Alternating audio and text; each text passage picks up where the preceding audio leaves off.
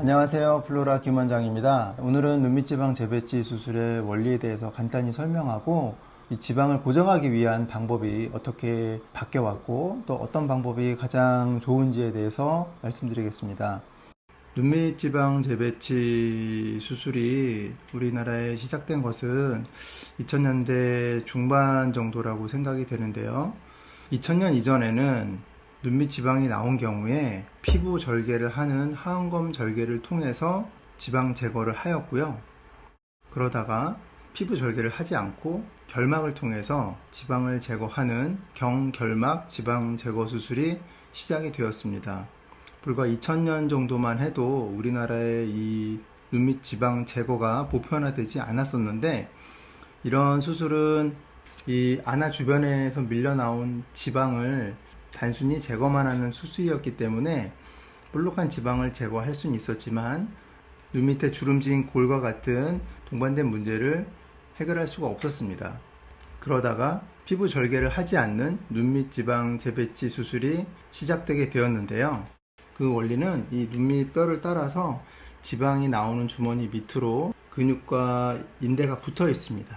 그렇게 단단하게 붙어 있는 힘줄을 우리가 눈물꼬랑 인대라고 부르는데, 이 눈물꼬랑 인대가 발달한 분도 있고 조금 덜 발달한 분들도 있고 개인차가 있긴 하지만, 이 눈물꼬랑 인대가 눈밑 부분을 누르고 있기 때문에 그 위쪽에 밀려나온 지방과 이 눌린 눈밑 인대의 차이에 의해서 눈물꼬랑이 더 심해지고 또 눈밑 지방이 더 많이 처져 보이는 것이죠. 그래서 피부가 많이 늘어나기 전에는 이런 밀려나온 지방을 눈물꼬랑 인대를 풀어주고 그 밑으로 지방을 펴주는 그런 경결막 눈밑 지방 재배치를 통해서 눈밑을 많이 고르고 평평하게 만들어줄 수 있습니다. 이 눈물꼬랑 인대를 풀어주고 그 밑에 지방을 끌어내려서 고정을 해줄 때, 이 고정을 해주는 방법에는 여러 가지 변화가 있었습니다. 하안검 수술을 할 때 봉합하는 실의 재질이 어떤 것이냐, 아니면은 이 지방 주머니를 밑에 뭐 골막에다 걸어줄 것이냐, 아니면은 다른 근육층에 걸어줄 것이냐, 그 정도의 차이는 있었지만 이 안쪽에서 수철을 통해서 지방 주머니를 고정해 준다는 점에는 별 차이가 없었는데, 이 눈밑 지방 재배치 수술은 좁은 절개창을 통해서 이 아래쪽까지 박리를 하고 그 안에서 지방 주머니를 고정을 해야 되기 때문에 사실상 하안검 수술에서와 같은 그런 고정 방법을 하기에는 스페이스가 좀 부족합니다. 그래서 이 니드롤드라고 하는 그 실을 잡아주는 기구를 안에서 조작을 해서 가장 밑에까지 박리를 한 가장 밑에까지 끌어내려서 고정을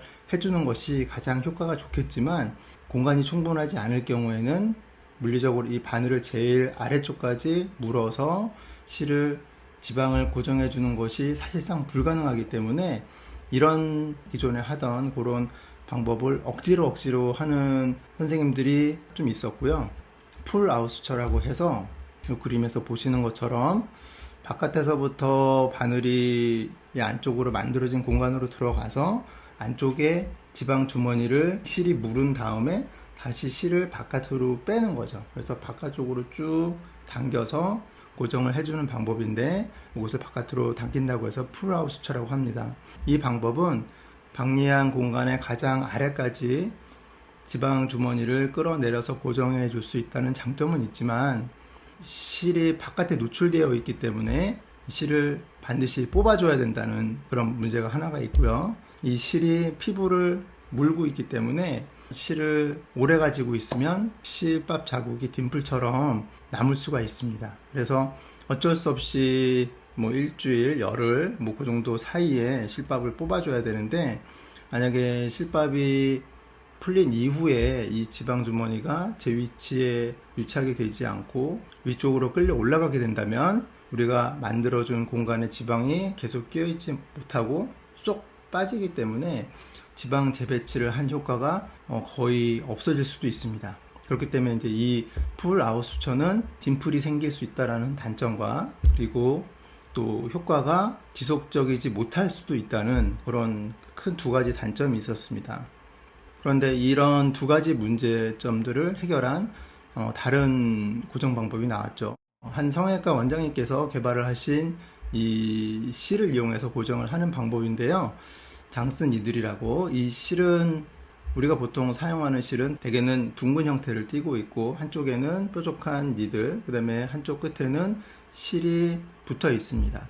근데 이 장슨 니들이라고 하는 실은 실밥이 한쪽 끝에 붙어 있는 것이 아니라 한쪽 끝에서 약간 내려와 있는 곳에 실이 붙어 있기 때문에 우리가 풀하우스처와 반대 방향으로 안쪽에서 지방 주머니를 물고 이 피부 바깥으로 나갔다가 실이 완전히 다 눈 밑 피부층을 통과하기 전에 반대 방향으로 실을 밑으로 살짝 각도를 틀어서 넣게 되면은 바늘은 한번 피부 바깥을 나왔다가 들어가지만 봉합사는 바깥으로 나오기 전에 피부 밑에 조직만 물고 피부 바깥으로 노출이 되지 않기 때문에 봉합사가 나중에 피부 바깥에 노출이 되는 문제가 없고 깊이를 잘 조절함으로써 딤플과 같은 피부 함몰이 생기는 문제를 막을 수 있었습니다. 그래서 이 방법은 지방 주머니를 가장 아래쪽까지 충분히 내려서 고정을 할 수 있으면서도 실밥이 노출된다거나 아니면은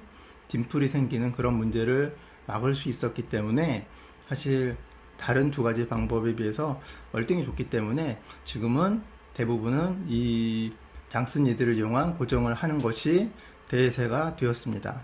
물론 아직도 이런 이 실을 사용하는 것에 조금 익숙하지 않거나 또 기존의 방법이 더 편하다고 생각을 하셔서 원래 방법을 사용하시는 분들도 계시겠지만 이 방법의 유일한 단점은 다른 고정 방법에서 사용하는 실보다 실의 가격이 조금 더 비싸다는 거죠. 그래서 만약에 눈밑 지방 재배치 수술을 받으려고 하는 생각이 있으시거나 예정이신 분들은 이런 눈밑 지방을 어떤 방법으로 고정하시는지 잘 확인을 하셔서 가능하면 이런 실을 이용해서 가장 효과적인 방법으로 고정할 수 있는 방법을 선택하셔서 수술을 받으셨으면 좋겠습니다.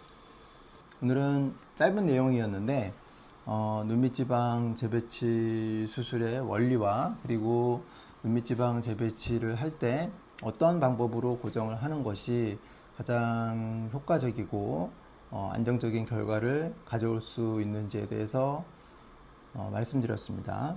다음에도 유익하고 재밌는 내용으로 찾아뵙도록 하겠습니다. 감사합니다.